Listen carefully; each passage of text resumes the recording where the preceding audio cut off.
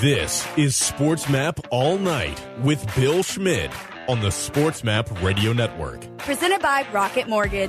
Live from the O'Reilly Auto Parts Studios, here's Bill Schmid. SportsMap All Night on SportsMap Radio. Stream SportsMap and the free SportsMap Radio app. That's where you listen to SportsMap All Night. It's also where you find the Jake Asman Show each and every morning, 9 to 11 Eastern Time, as well as 3 to 6 Eastern Time on Saturdays. You're also going to find him hosting Round 1, Night 1 NFL Draft coverage right here on SportsMap Radio. He's Jake Asman. He's on the Progressive Guest Hotline. Progressive, making it easy bundling your home and car insurance. Get your quote at Progressive.com today. Jake, I got to say, man, I'm pumped up for next Thursday, but it's going to be weird getting the handoff because I don't know that you know this. We have some pretty philosophical differences here, most notably the connoisseur of Chipotle over there talking to a Qdoba dude. What's happening, my man? What's going on, my friend? Well, yeah, we'll put our differences aside, I suppose, and we'll try and warm up the studio for you next Thursday, and certainly give you a lot to talk about after round one. Well, I'm going to tell you this. I'm excited to not need to drown myself in sorrow and a bottle like I did last year after the draft, because I can't imagine my Green Bay Packers are going to take a second straight quarterback round 1, night 1. But your favorite team, the New York Jets, are lining it up. We were talking about it earlier before you came on. I'm trying to figure out which of these 5 prospects that are expected to go in the first round have the biggest bust potential. I heard your boy Wilson in the conversation. I think it's Lance. Who out of the 5 guys right now we're expecting to go round 1 next Thursday night when you and Cole Thompson are hosting round 1 night coverage here on SportsMap Radio? Which guy do you anticipate having the biggest potential to bust out as the first rounder? Yeah, Bill, that's a great question. I mean, it's tough. I hate even putting like a bus label on these guys, but you kind of know that at least 2 of these guys probably don't end up panning out. History will tell you, almost 50% of first-round quarterbacks don't end up probably living up to their potential. Mm-hmm. So I probably would agree with you and go with Lance. I feel bad saying it, but I just think there's so much of an unknown with Trey Lance because he's barely played. He's played 1 full season as a 19-year-old. He's coming off a year where he played only 1 game at an FCS school in a run-first offense. So, talent-wise, he certainly has ability, but at least we've seen these other guys do it at a higher level and play a lot more. I think you also could argue Mac Jones if you go based off the fact he's only been a 1-year starter in his 1 year. He's throwing to, legitimate NFL stars at almost every position on offense, and he has a great line and a Hall of Fame coach. So I guess you could go Mac Jones as well, but it's so tough. I mean, you always feel like all these guys have a chance to be pretty good, and then history will show you, 2 or 3 years from now that probably at least 2 of these guys end up not being, franchise quarterbacks, and I'm sure one of them might end up just being a total bust at the end of the day. Well, and how the foundation and what the foundation of the organization you're walking into, you know this, man, fit in this league is almost everything. Everybody's got talent, but how does the fit work out? I don't necessarily believe Patrick Mahomes rolls into Chicago and is expected to play for John Fox, who's only going to let you throw the ball 20 times a game in his first, season in the NFL. I don't think he develops the way he did in Kansas City, learning from a former number 1 overall guy and Andy Reid and all of the foundation there that was set up for him to succeed. The foundation is a part of it, and the organization you're walking into adds into that. You hit on Jones going to San Francisco. The expectations are so lofty there with the price that you believe they paid of 2 first-round picks to go and get a guy who, for a lack of a better term, felt like more of a game manager when he was at Alabama last year. Totally agree. The circumstances, I mean, it's really everything. Like, being a Jet fan, I just watched, Sam Darnold go from the future of the franchise, 3rd pick in the draft, showed a ton of promise at the end of his rookie year, to the worst situation in the NFL where his 2 coaches were Todd Bowles and then 2 years of Adam Gase. Like, you can't win that way. I mean, so much of what these quarterbacks are is based on the situations they're drafted into. Now, there's some guys that I think, they'll just find a way to rise above the crap storm they might have to deal with early on. But for the most part, unless your name is, Brady or Mahomes or, the all-time greats. For the most part, I think early on when you're a developing quarterback, you got to go to a spot that either gives you, the defense, running game, weapons, coaching. So much of it, as you said, is really about the fit. So all these guys could play, but if you're a team like the Jets and Jaguars, you're picking high for a reason. You got to develop the rest of the roster around the quarterbacks you're about to draft. 1 week away from round one of the NFL draft, talking with Jake Asman on SportsMap All Night. Jake, let's discuss more of where that fourth overall pick goes, and I think that's where you and Cole Thompson next week are really going to have some conversation and some fun. Wherever that pick ends up and whatever Atlanta decides to do has massive ramifications as to where everybody else goes. I think Atlanta goes quarterback, and every bit of every fiber of my disdain for the Dallas Cowboys sees them going up trying to get 6 and try to go get Kyle Pitts, and he might fall further down than anybody anticipates them going. Where do you see Atlanta going? And for you personally, is it time to get the heir apparent to Matt Ryan or give it one more shot with the soon-to-be 36-year-old? The way I look at Atlanta, Bill, is if Justin Fields is there at 4, I would probably take him and have him sit behind Matt Ryan for a year. I mean, you're not going to be bad enough a year from now where you're picking that high. So if you think Fields is that type of player that happened to be there for you at number 4, I'd have no issue if the Falcons went quarterback. I think, though, their goal is going to be to either trade out and get more picks, but every team always loves the idea of trading out. The key is to actually get a team that wants to come up, and there should be at least 1 or 2 in Denver, maybe New England, that could come up. So there should be a candidate, a trade candidate there. But if they don't trade back, I really would not be surprised if Atlanta just takes Kyle Pitts. And they go, you know what, we'll take Kyle Pitts, we'll have him play opposite Hayden Hurst. We have Julio Jones, we have Calvin Ridley, we have Matt Ryan still playing at a high level. We don't have Dan Quinn as our head coach. Now Arthur Smith comes in. And if he's just mediocre, right, we're not even asking him to be Vince Lombardi. If he's just mediocre, they should win at least 3 or 4 more games just based on that alone,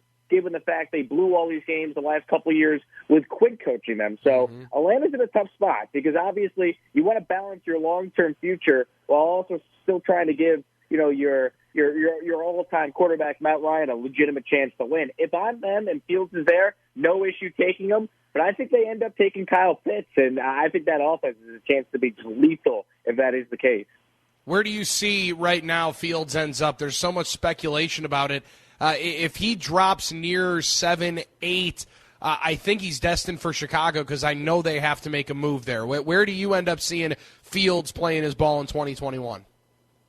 Yeah, it's a great point. I mean, if he doesn't go 3, and I'm still not fully convinced that Mac Jones is truly the pick for the Niners at 3, but say he is, right, and Jones is off the board at 3. If Fields doesn't go at 4, I think there's a team that's either coming up to trade for him or he doesn't get past the Lions at 7. I think the Lions, even with Goff as their quarterback and that contract they took on, they still would be in a similar spot to what the Falcons would be. You can't let a talented quarterback prospect like Justin Fields go that far down. So I can see him going 7 to the Lions. And I've thrown this out there on my show a lot.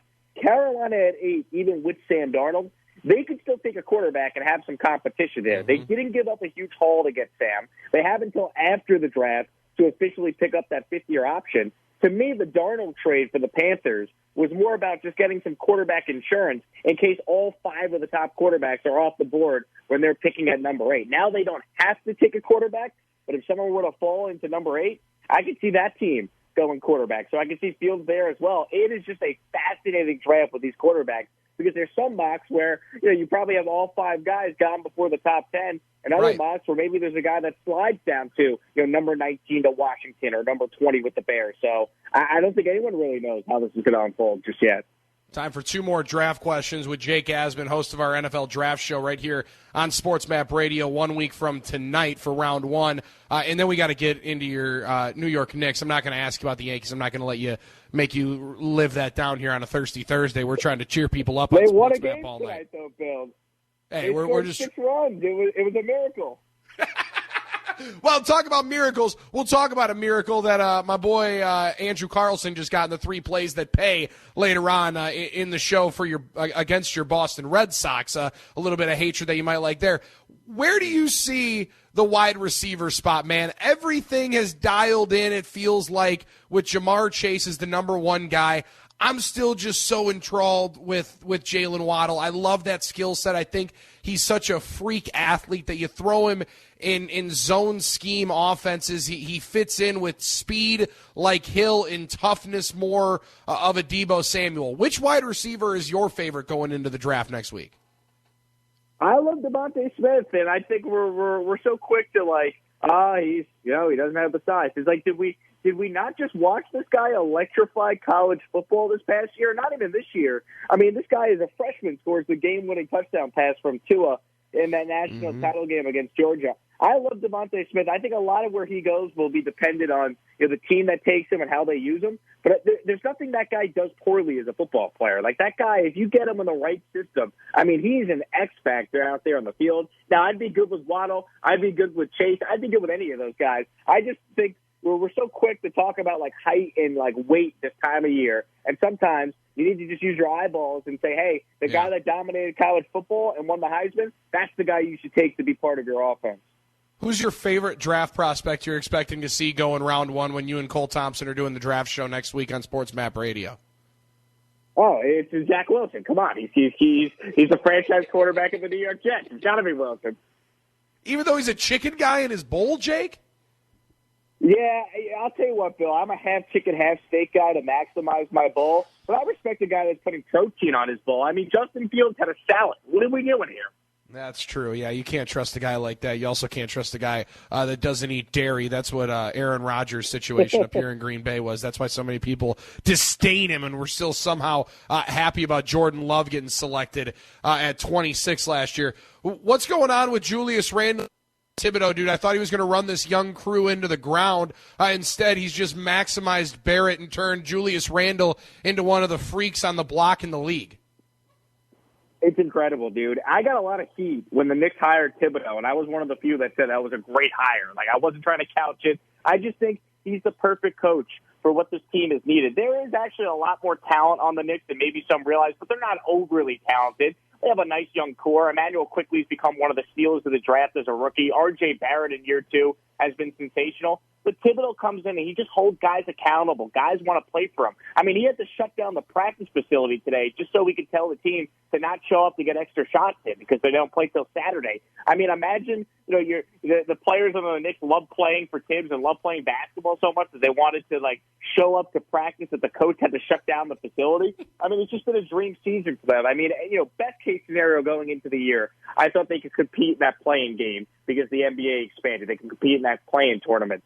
But to see how hard they're playing and to see how they've learned how to close out these games, 6 games over 500, an 8-game winning streak, it just doesn't seem real. And, I'll tell you what, they're building a foundation where they're kind of similar to what the Nets were before KD and Kyrie went there, a playoff team with a good foundation that made themselves attractive for 2 superstars to want to play with. And I think the Knicks are trending in that direction. So, the next time there's a disgruntled star that wants out or there's a big free agent that becomes available, the Knicks have, a great chance of actually landing them instead of just this fool's gold of the last 10 years where anytime there'd be a big name, it'd be the Knicks. The Knicks were never getting any of these players. Now that they actually have the foundation in place, that could start to change. Oh, are you kidding me? WFAN was going to do 7 hours worth of Zion Williamson saying MSG was his favorite place to play, Jake. Well, I'll tell you what, if he wants to come and join the Knicks at some point, I would not be against that. Nobody should be. The guy's an absolute freak. I'll also add this final one in here. I never had the problem where my coach had to tell me to not come and practice. I guess maybe that shows why I'm talking about the NFL draft and never ended up putting on the suit, Jake. But I was never the guy the coach had to say, we're locking the weight room, don't come in and work out. No, it turns out, and that makes sense why we sit here. Well, you know what, Bill? It's worked out well for you. So I think at the end of the day, maybe your coach had your best interest at heart.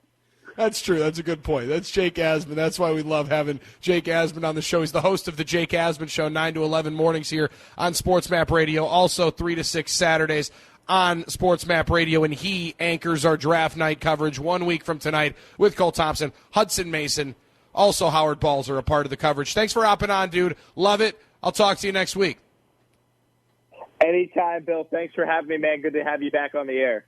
Thanks, buddy. That definitely is the fun part about it, man. Great time to get back, and always a good time when Jake Asman hangs out with us here on SportsMap All Night. Go follow him online right now at Jake Asman. He's the one with the blue check mark.